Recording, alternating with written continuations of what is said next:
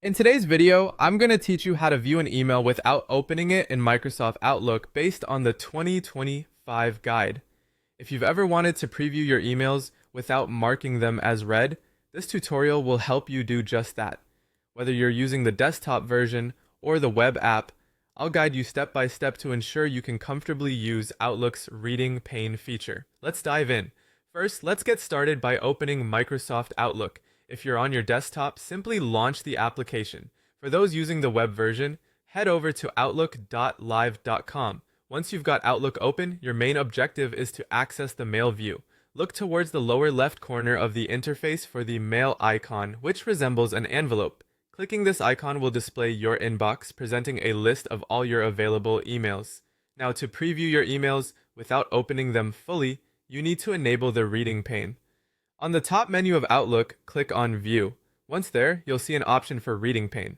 Clicking on this option allows you to choose how you want to preview your emails. The reading pane can be positioned to the right side of your inbox or beneath your message list. Selecting right will give you a side-by-side view of your inbox list and the email preview. Alternatively, if you prefer your emails to appear below the list, choose Bottom. This setup ensures that you can glance at the email content without needing to double-click and open them completely.